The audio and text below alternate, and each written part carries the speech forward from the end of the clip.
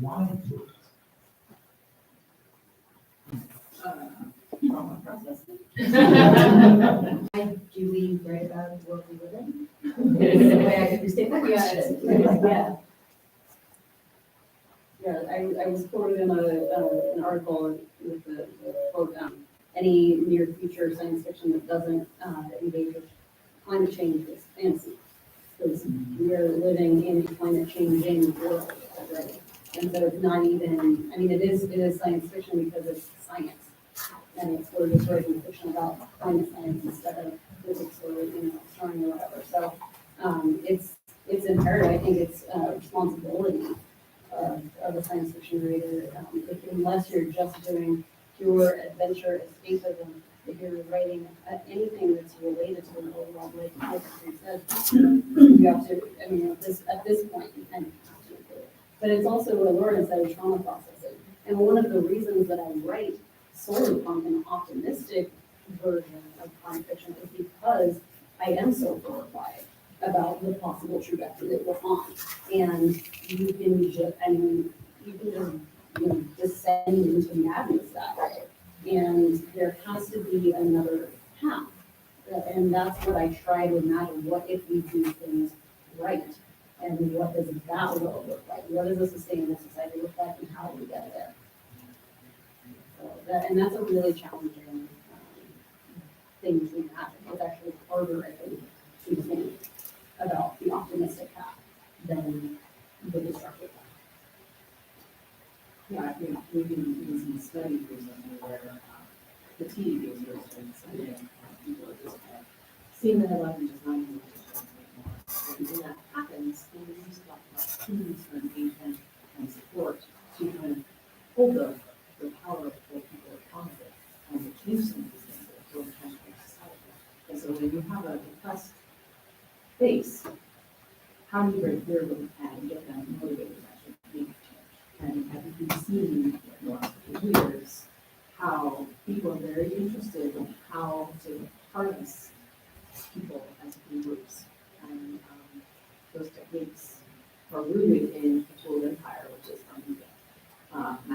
My master's degree is in mass communications, and everyone's like, what is up for? I'm all against everybody. Can't you see? And I think we're starting to see that now, when we're seeing how Twitter is being involved in real time, and that was a really important place for news and grassroots support for issues that you would never know about. But then you can send money to a GoFundMe for somebody in Florida, or send a letter campaign for somebody in New York. So these are tools that are the grassroots tools that students mentioned that are being co-opted by very powerful interests. And well, that's it. Yes, and because I think I come to writing science fiction from a place that isn't necessarily meant to be, I mean, already it's a political act, that's a silly thing to say. But maybe it's because I work in climate policy, like, I run into this moment of like, climate fiction does a lot of things, not all of them are didactic. And for me, I find that climate change and questions of the human ability to either socially or physically adapt to its own actions are, and should be, organic parts of putting together a story. So I think like it gets infused all the way through. I'm not sure I'm very good at writing stories that inspire people to do things. I find that quite difficult. It's actually one of the things you mentioned the Imagine story contest. It's one of the things I found hard as a judge. Like, what is the score? Am I looking for stories or am I looking for instructions? And I think for me, my stories often come from the margins, from either Black or Indigenous people. And I think, most of the time, because of the way society is structured, and we see this even in real life, like the Black and Indigenous populations are the ones that suffer the most and the first and the worst in climate catastrophe. And so I wanted to imagine what a world would be like if it was not that way. So for example, for the Sixth World Series, what if the Navajo Nation were the survivors in a apocalyptic climate event? Because they are already, fairly, insular or could become insular. They are already survivors of their own apocalypse. Indigenous people often say we already survived the end of the world, we already survived our end of the world, and this is what we have, And so I felt like all the elements were already there. And then of course I had to have gods and heroes and monsters because I write fantasy more than I write science fiction. Science fantasy, that one. And so that is the world that I want to imagine. So for me, maybe the climate setting is a little more world building, a little more background as opposed to like Suna and Thorne are doing. But actually, my next novel is sort of a near future climate novel. But we're gonna have like weather mafia and stuff. So once again, I'm gonna like take a bit to it. But yeah. But you have to do that. You have to make it fun. You have to make it a story. So one of the things that climate fiction does is it takes these graphs and numbers and abstract data and brings it down to human level. Yeah. Right? You have to show how it impacts the people on the ground. And to what Arkady was saying about the instructions or the story, right? The more didactic the story is, the more you lose readers. Like, Yeah. those aren't the stories that tend to be really engaging, like the stories that do come across as instruction manuals. But it's a balance, because if there's none of that and just, fun and fluff, there's a place for that in the story. But in climate fiction, we are trying to balance that with solutions and things that people can actually see themselves in a future like this with, but it's sort of, another model. I think the more stories we have that deal with these issues is really important because the solutions are so easy to access and are geography or across all segments of society. And so by opening up the gates and having more people writing these stories and coming up with solutions that are very specific in these kind of contexts, we help with just the generation of progress and it's kind of really inspiration for people who may not have the tools to kind of twist out and do all these things. And I think it's even powerful to reframe the narrative. So when you put, Indigenous people at the center of your climate story instead of on the margin, when they have different ways of engaging in like how to deal with climate change or how to deal with the rest of the world as it falls apart. I think that can be powerful. Just the reframing of the story, just kind of shifting your mindset in a different way, a way to see things differently. That's really exciting. I do have a question. Lauren, you kind of always studied this on this point here, thinking about kind of the triggers and media. I wonder if you have any thoughts about where empires intersect with climate change, political, economic, media, right, cultural, especially I think in the field of what you're talking about, with people that can markets. Just destroyed one. I have no idea. Like I just got rid of the rest of the world. I said, no, that's not the story I'm going to tell. But yeah, someone else. Well, the second, I'm looking up I don't want to push a long author. There's nonfiction though, just called Late Victorian Holocausts. Mike Davis, who recently passed away, and so I keep saying his name wrong, is a sociologist that did a lot of very interesting work. That's one of his pieces of very interesting work. So, a very peculiar but sometimes useful definition of empire is a human society that is big enough to not just control other humans, but control environmental impacts where they are not. And that's one of the things that you start seeing in the colonialist empires of the late Enlightenment period, certainly in the Toro empires, people who conquer other people by means of arriving at where they are by sea, as opposed to a land-based empire, which has existed pretty much as long as there have been people in one way or another. You start seeing actual changes in environment and habitat, and this is not new. when one culture comes to another culture and decides, okay, no, we run this place. What you have done here is not important, it's not valuable, you're part of us now. Then relationship of people to land, people to resources changes. And those changes create environmental impacts which are larger, less controllable, less foreseeable, and more widespread than anyone ever really intends. And sometimes you can do some of this stuff deliberately and on purpose, like change what kinds of crops you grow. But what does that do to the soil?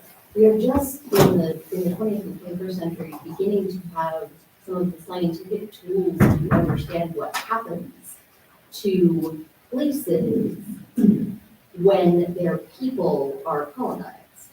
But empire has been changing climates for as long as we've had empire. So I think the two things are really, in some ways, the same.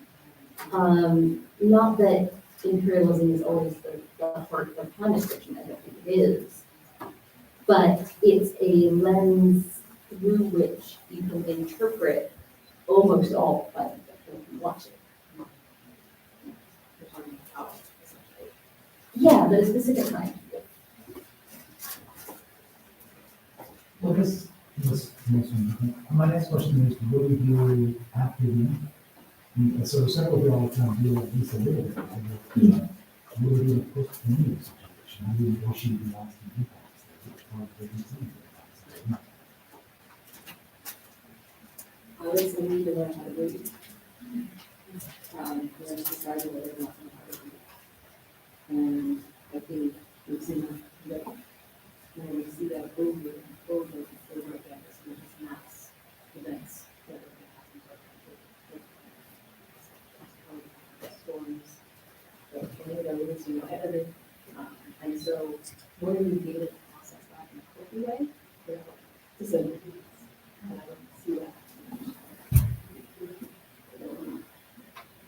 I think maybe you also, and maybe Shane, you can talk a bit about, you redefine what community is and how one interacts with community, like what responsibility looks like, what kinship looks like, the role of the individual. All of that stuff is going to have to change because communities are going to start to fail and fall apart, and we're going to have to figure what that looks like. And I know, like in Serena's book, Another Life, it's really about intentional community and what that looks like and how people interact with that. And like imagining different forms of government, different forms of financial interaction or trade. Or, for me, I went back to trade. I think it is trade. But, so no more currency or anything like that.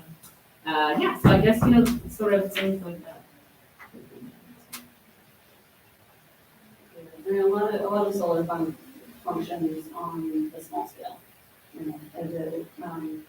As like Rebecca said, redefining community, having intentional communities, and a lot of what we're dealing with in solar fund may not look on the surface even like it's directly about climate, but it is because it's redefining relationships with money and with each other, and because capitalism has kind of broken us apart into these little individual isolated units that must pay for existence.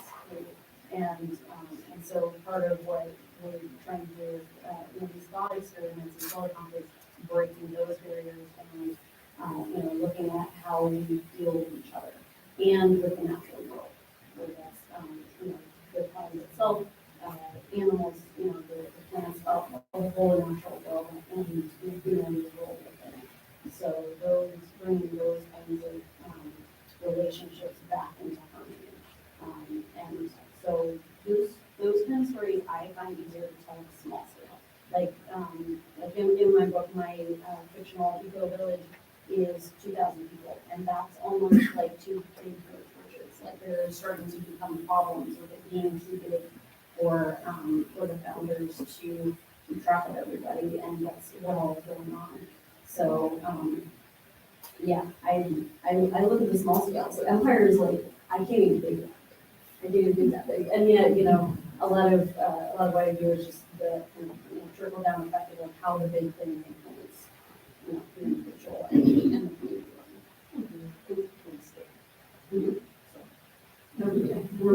defined was yeah. So one of the things that I've been thinking about is there's a lot of evidence that humans make really good community choices during a crisis, like really just during one. But humans stop making good community choices when they feel okay. When they feel safe, they tend to be selfish. And I say they, we tend to be selfish. Without very strong cultural norms that say otherwise. So one of the ways that I'm interested in thinking through possible futures is to assume that, okay, really, really bad weather shit happens. People are going to be good to each other during. They might make something during. What happens after, given that? How does, I guess I'm not really very utopian when I get down to it. Like, I can't live there for very long at all, I just get quiet. So the future societies I tend to gravitate towards exploring, and part of this might be that I was trained as a historian, so I spent a lot of time thinking about how things fall apart. Are ones where people have very good ideas and then there are unexpected or unintentional consequences. One of the kinds of climate fiction that I'm really interested in both reading and writing is the climate change has changed the world and changed society. Many things are different, some are the same. What do people build from there? Because I don't think it's going to look like one thing. And I don't think it's something we talk about climate change as if it's an instantaneous apocalypse.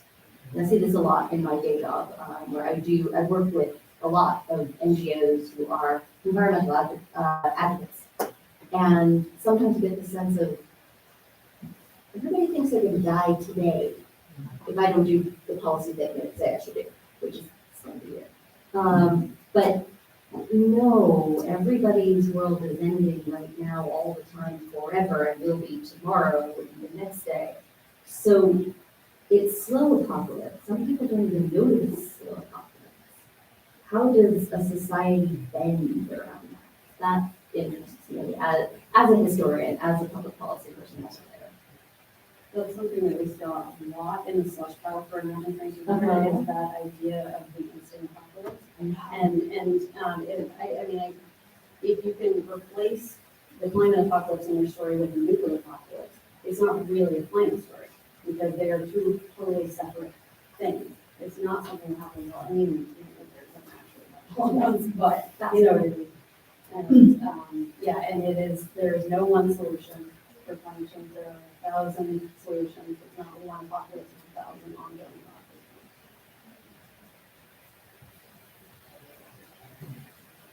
One thing I think always reminds me, so one more and then we'll throw it up and everything else. One thing I think all of your writing kind of intersects on is fragility. But I mean fragility of like the status quo, whether that be declare, whether that's the current countries, or whether that be like a stable living environment. And I wonder if you might speak to that fragility. I know we've partially been kicking around that, but why is fragility constantly it seems to be a constant thing in all these narratives. A good story needs conflict. Yeah. If everything was stable, I would have no story to tell. Well, we're human, right? We make mistakes, and we don't always, we can't be anywhere, we can't go to something, and things have to be fixed. When things are peaceful, so we're paranoid about it. And so I do think that that's a big part of it, it's just this human for some reason, not always predictable. But yeah, this idea of fragility, I think that's why I do really hard in my story, in my novel, that the media and the communication base in this world is all kind of engaged in this big lie, and that is these people just don't sit here one day and be able to do it. They're taking all this work outside to kind of reach that point and be and so everything in this society is kind of geared to this particular belief. And so that is a harness huge open up the society. But once you get to a point where people start, this is true, it's like then we start to see how these spread. Societies are unfortunately made out of humans, which is actually like the first weird thing I noticed when I started working in politics, which was never my real intention. It's very weird to do that for me. But oh my God, it's only people, and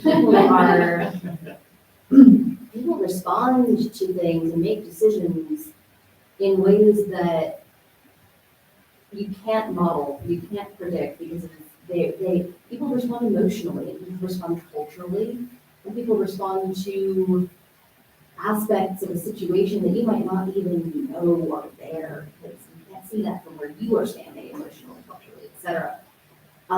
So when we talk about fragility, I think how easy it is for something as large and complex as a government, as an empire, as, I don't know, a university, anything that we think of as a stable location, to really break on the shoulders of two people hating each other. Because it really only takes that sometimes, if they're the right two people, and they hate each other for the right reasons.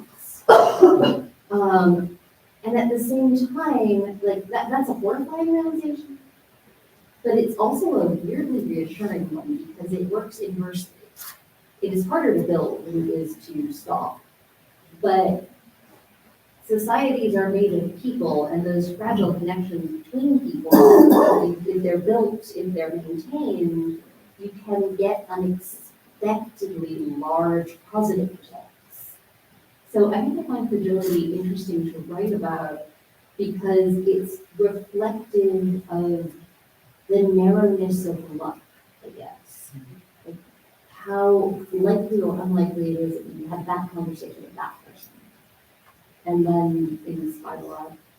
There are many of my former professors in history who would be like, you are so from 1945 here, in this frame of like how big things happen in the world. But I do think that in some situations it really is, people are what make these big societal changes. Why did a million people get laid off from Google? Because a million people got laid off from other tech companies. Where's the part that went wrong? And where's the societal response, which is made out of tech CEOs who all know each other? We had bank runs on Silicon Valley Bank, and it wasn't like the other one, which I don't remember. A bank run is a societal phenomenon which is created by interpersonal contagion. That's like the definition of that. So, and then people are fragile. And I always say I don't believe in utopia because people live in it, and people always mess it up. Simple thing. But I also think that, and so like Silicon's not meant to be something, it's meant to be a better world, but not a perfect world. You can't write an interesting story in a perfect world. But I also think that the world we live in actually is quite fragile, and I think we've seen that over the last couple of years with the pandemic and with supply chain issues and all of that. It seems on the surface like everything is so entrenched in, this is just the way it is. But we've seen the cracks. We've seen the fragility of the system that we live in, and I think that part of what we do as science fiction writers is notice those cracks and then widen them. Right? Yeah, so I just We can fix it. but yeah, no, see the cracks and widen them to see what's inside and see where that trajectory could lead us to.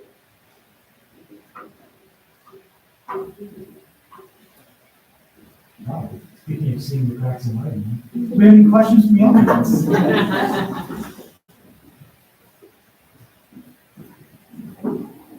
Yeah.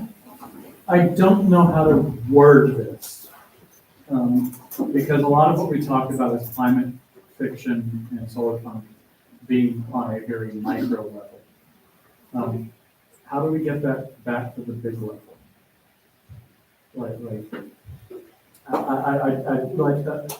There's a gap there, right? Like, society is big. We're not just going to be villages of 2,000 people left. They're going. Paradigm shift.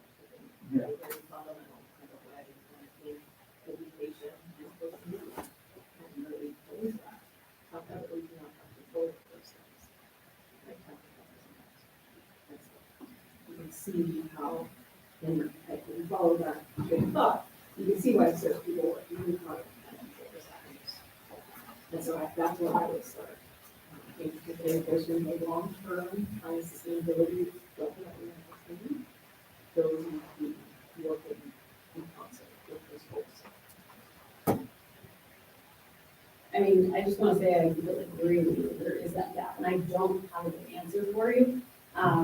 But it is something I'm aware of, because if we work too much at the micro level, it's too much like, blaming individuals, for not recycling, rather than, for the entire system for actually dumping our recycling in the oceans and actually recycling, and it's, so it is probably, we don't have a good answer.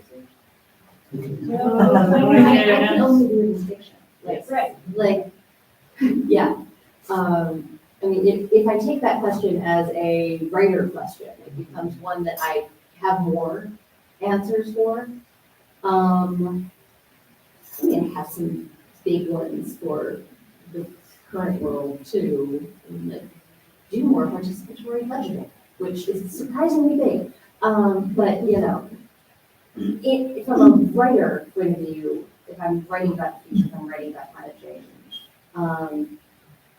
I think that if you imagine that small scale solutions have fractal effects outward and small problems have fractal effects outward, a particular agricultural field not having enough water is a localized, narrow problem that you can define what it is, but the reasons for it are very big, the effects of it might be very big. So you can build a story out of that, and a story that gets bigger as you tell it. I guess it's also a lot of opposite. That makes sense. Also, being open to others in things, like creating some tracks and indigenous knowledge and traditions, and how that can maybe help us address some of these things. And like we forgot about this earlier, but in terms of the veterans and the way and how there's no private forest fires. And we have people who've been in this state for how long? Probably has some experience of using these things too.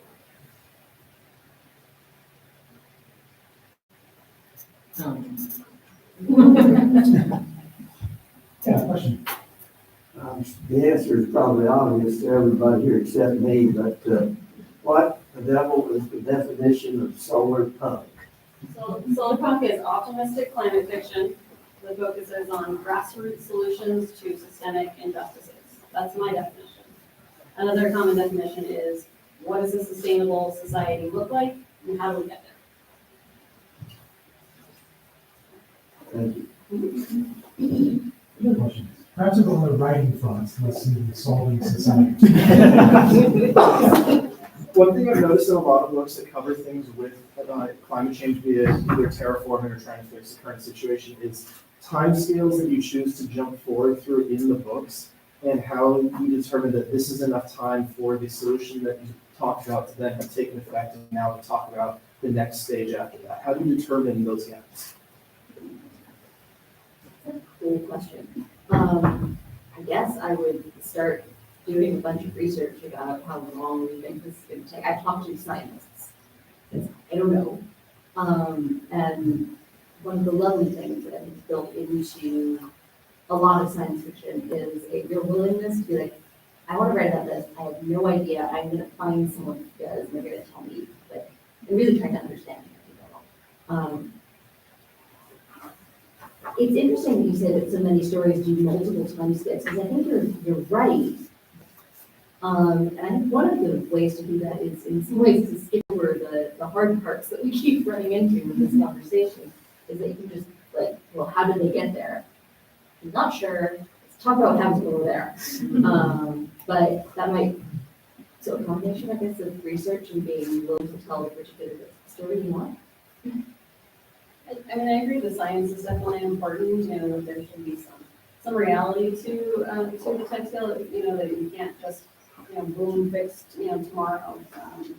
we are dealing with a complex, chaotic system that is in has effects over the long term. But I think in terms of writing, the narrative itself has to guide, maybe those time jumps too.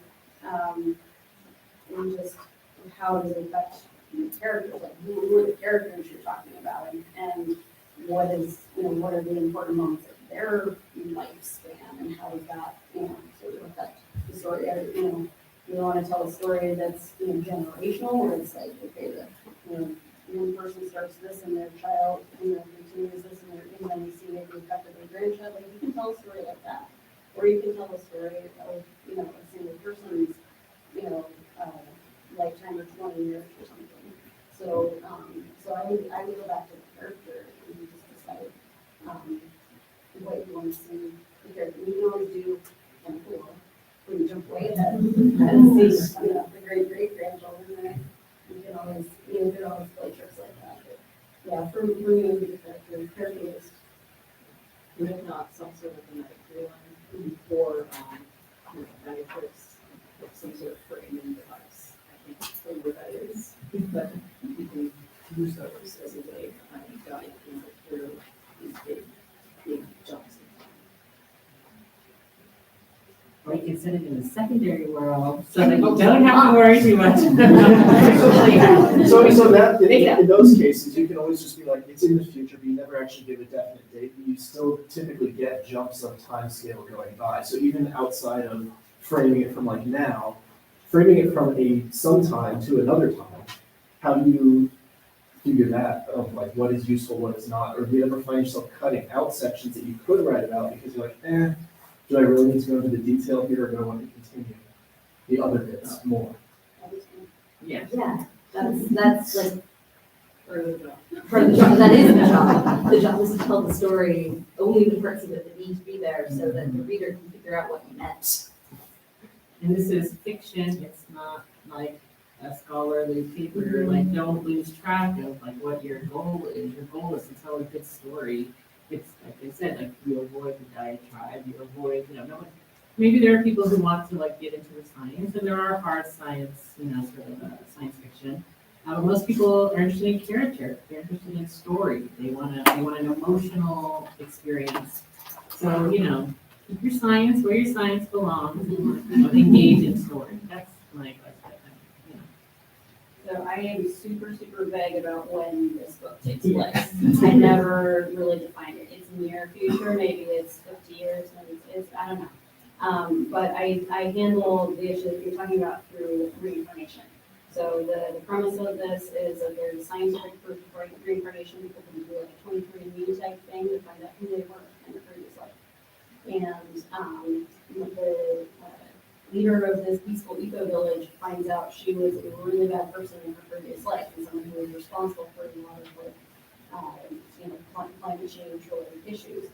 And so we have this 40-year-old character who has, have the backstory of her life and how she helped form this eco-village and how she lived through the consequences of what her previous incarnation did. And so we have, sort of these sort of jumps like that with, looking back into how did she in this lifetime get to where she is now, and how did the previous lifetime affect, where she is now, and how does she reconcile that? So that it all takes place over the course of 2 weeks, but with all of this backstory.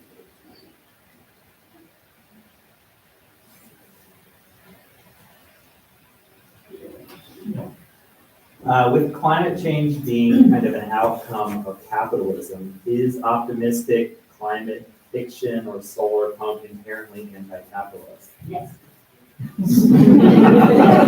Yeah, very short question. I don't know, I'd like to think through that at some point. I'm not sure that I can do that. That feels like the kind of thing that I need citations for, to do it right. I think I'm gonna land in yes, but I'm not sure. Because inherently anti-capitalist, maybe. Inherently anything else specifically, no.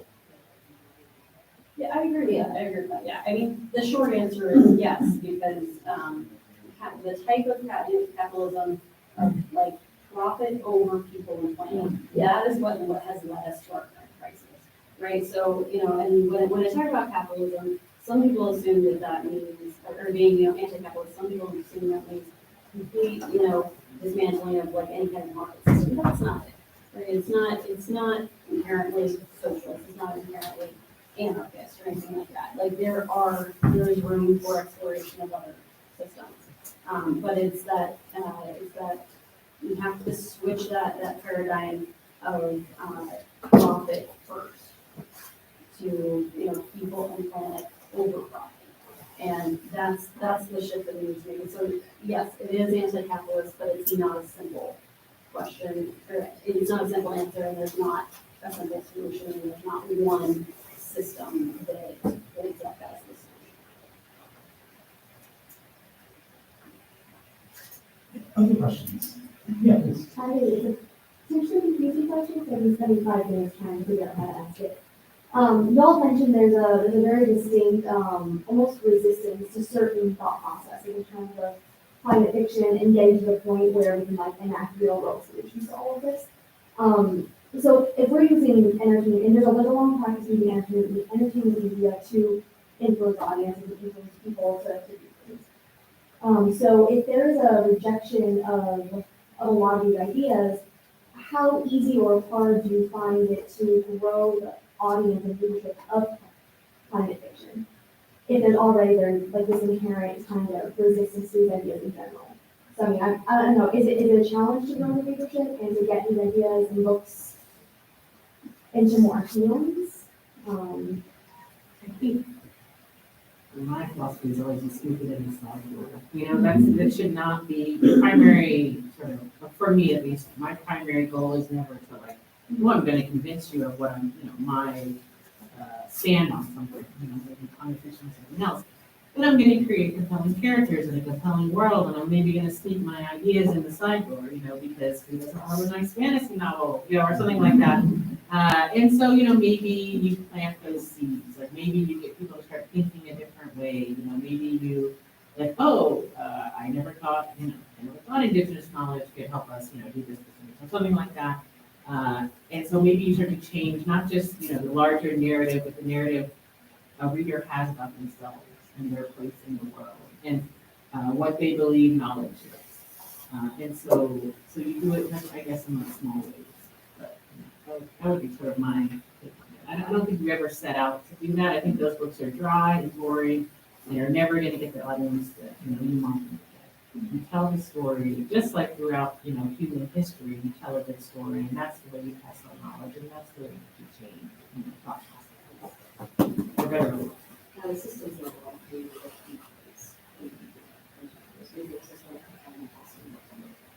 and so I think until we kind of have a way to go through in that sense, I don't see huge differences.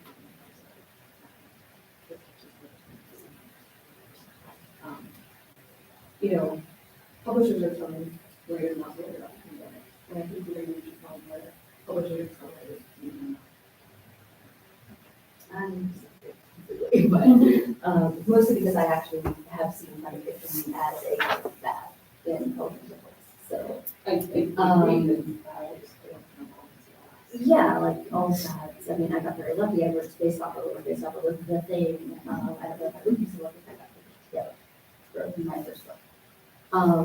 But I don't know. I think that there is a certain organic audience orientation towards fiction that feels relevant to them. The more that climate change is relevant to people because they are experiencing it, the more they will be interested in reading about it. That might not be the ideal way to grow an audience, but I think we are actually seeing that in right this minute in terms of what kinds of books are more plausible to get greenlit by a big five publisher than were 3 years ago. Is that a sea change? No. Is it possibly a fluctuation? Maybe, yeah. But those things are driven in part by the editorial staff's response to reading a submission. And I think a lot more people are a lot more interested in thinking about what they see every day. And I think too, the younger generation seeing them drop out of some education, and the wellspring of new stuff is in this way. And so I find it really curious to see how that's going to impact some of these relationships. So I just want to say, I agree with Rebecca about, don't put that one in peanut butter. Because, stick it in, and don't make it the central thing. And yet, my experience has been almost the exact opposite of that. So I think that's good advice. I definitely agree with it, but I work mostly in small cuts rather than like the big five, the big New York function houses. So the small press that I run, we do a lot of themed anthologies.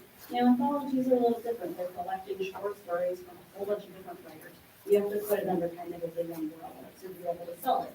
So we have put so much weight on that firm, solar firm, just to sell these anthologies. And then within the anthologies, there's a polyphony of voices. There's so many different voices from all over the world and from all kinds of different perspectives. But it is that term, solar firm, that attracts people to it in the first place. And it's also, the imagery associated with it, and the things that aren't even the fiction aspects of consultants, the artwork and architecture and things like that, that people notice first, and then they're like, oh, there's stories like this too. And so we've seen in my small press just kind of a steady increase of interest in these anthologies and interest in this genre. And it's like little pockets of the internet will suddenly discover it, through Twitter or through Instagram or through Mastodon is actually a big one. So we're going to see a lot of community on Mastodon as a Twitter alternative. So it's like all the time people are discovering this idea, and then through the idea, then they discover the fiction. So it can be a little bit, but as a writer, start with characters, start with start with telling a good story and see if you get yourself in. I think it's fantastic advice. The publisher, the marketer, the idea, and the sort of abstract becomes a little more important to just draw people to it.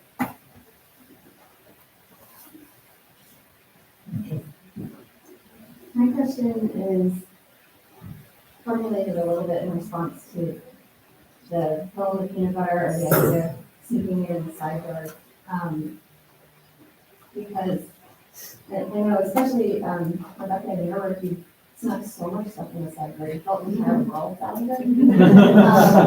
Like with the Sixth World, we have this counter narrative to the stability of empire, and then in Black Sun is, it really combats the trick of empire to release indigenous peoples and their complex civilizations and trade networks and politics and religion. And this is beautiful. And I'm interested in how each of you builds the counter narrative into the world itself and creating these kind of future pictures.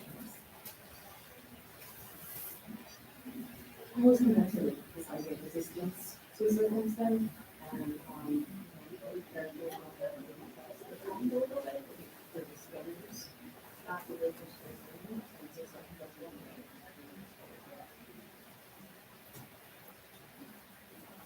I think for me, it's just, it's sort of sad but true, that I reclaim space as a human being. I reclaim indigenous people and Black people as human beings in the story.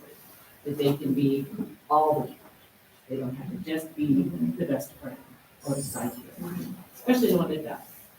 Although I kill a lot of people in my books at my time, they're all indigenous. And, so they get to be the good guys and the bad guys. They get to be the love interest and, the villain. So it's like, so for me, it's like I've said a number of times today, like it's recentering the and how powerful that is. So I'm not, when I think about, am I writing about like engaging in colonial, writing something that engages in colonialism or empire, I always think there's sort of two ways to do that.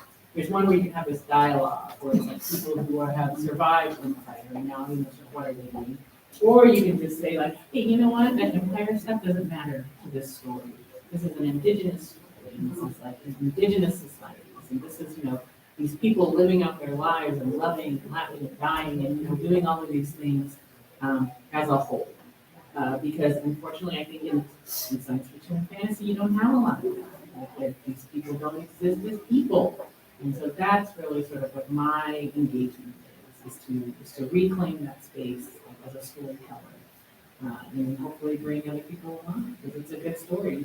Hopefully you're not thinking, well, Serapio was an indigenous man. No, you're just thinking, oh my God, he's a crow guy. So and that's really like what I'm trying to do. I think for me, it's remembering that even people who have the same goal will have different strategies for how to reach that. So, people have different priorities, people have different agendas, people have different, backgrounds that influence the way that they approach, any kind of conflict and issue. So even when the goal is the same, people can butt heads and have really different opinions about the way that they should choose. So that's all I can say. And I think that all historical societies are inherently not unilateral, they're not like single level. The ones we live in are not single level, there's not one narrative going on. There's some big overarching ones, but there's so many layers, and that's probably what I try to build into what I write, is like even if we're not going to put it on the page directly, to acknowledge the hyper complexity of human interaction. That you'll get the big sweeping space opera like over narrative, and there's, even if I'm not going to focus there, there's those four guys running that tanker ship, and they've known each other their whole life. That functions simultaneously and intertwined. The one does not in some ways exist without the other, and that goes in both directions. So I guess making space for complexity in your own world building, like allowing it to be big and weird, and in some cases not defined. I'm one of those people who doesn't do world building manuals. I'll write down what, so I don't screw them up. But just it's going to get strange. It will interact differently, and to let that be part of the process of building the world, because that's more like the one we have, and therefore it shows me how people more respect.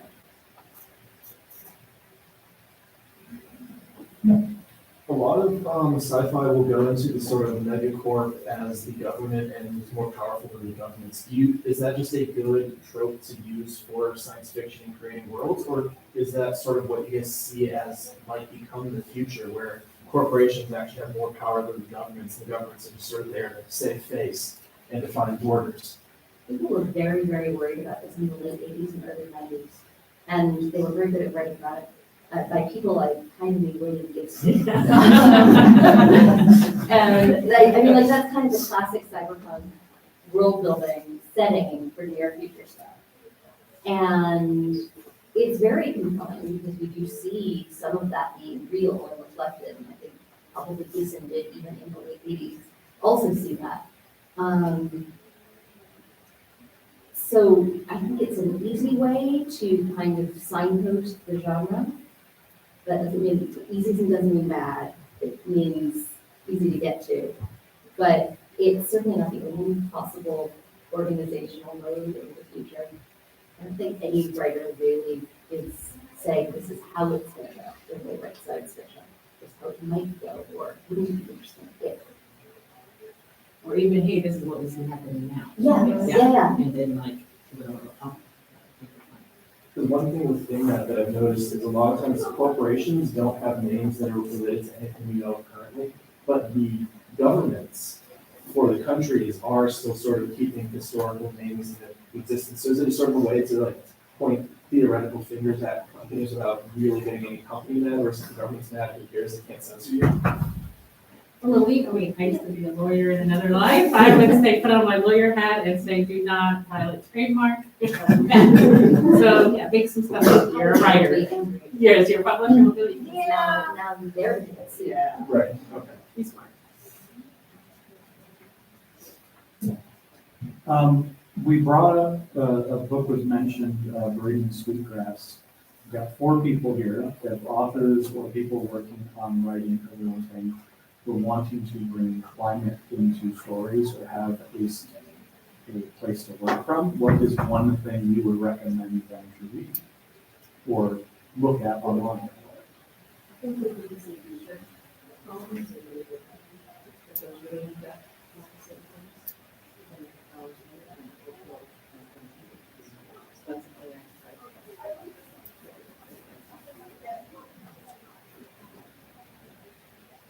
I've been reading a lot of like the New York Times coverage of water law, especially in the Southwest. I'm fascinated by, there was even an article, I think yesterday or something, about how the Biden administration was just gonna chop up the Colorado River because nobody can decide what to do with it. And you can, there's different scenarios of what might happen to Las Vegas and Phoenix. We can chop off their water, they have no drinking water, things like that. There's some wonderful coverage in the New York Times about the future of the cloud seed. And how countries are trying to see clouds, let's steal other people's water. States. Yes. We have, New Mexico has a cloud seeding statute. It's Where they're wealthy. It's from the 60s, it is not new, it is from the 60s because that's when people figured out how to do it. And at the time, apparently, some legislators decided that they really wanted to make sure that if rain was gonna fall by means of weather manipulation in New Mexico, that water belonged to New Mexico, no matter who started it. So basically, they were mad at Texas. Yeah.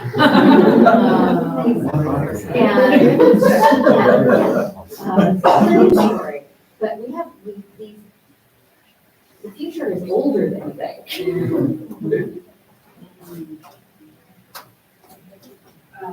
So are you asking for like non-insurance, with the students? Whatever you think would be useful.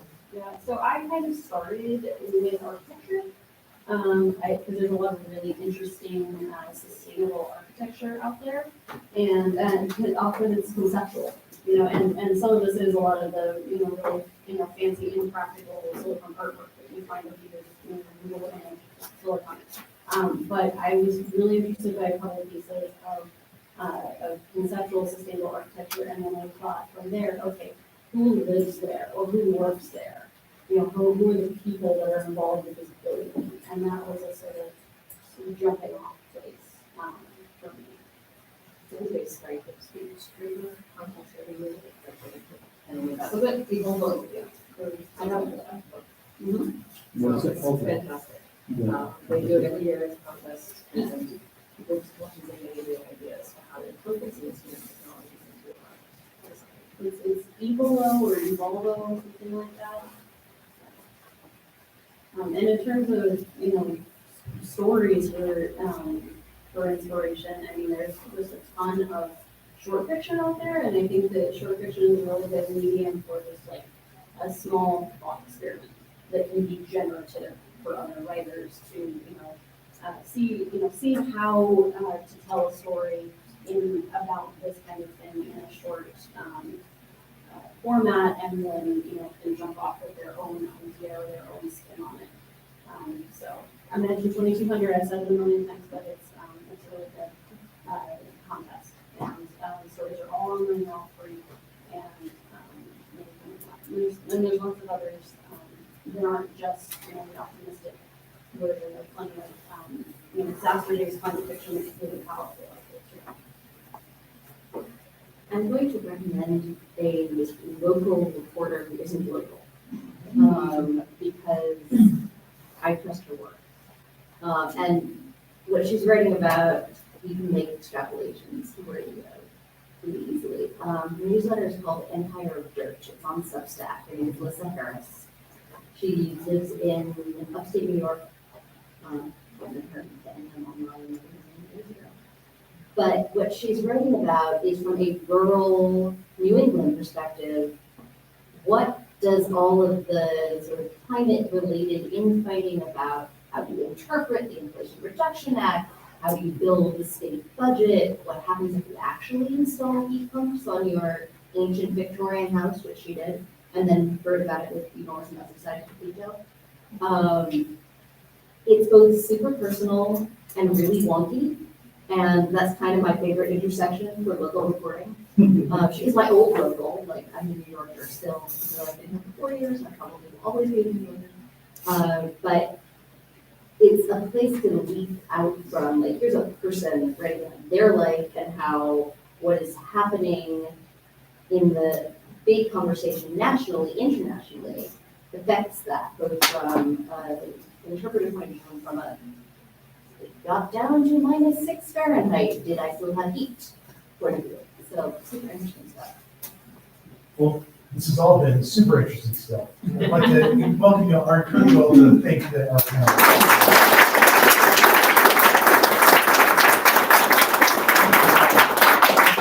Starts at 4:10. There's panels open here and next door. There are also some light refreshments out in the hall, and this is the bookstore table. We have a lot of things. Thank you all. Oh, we did.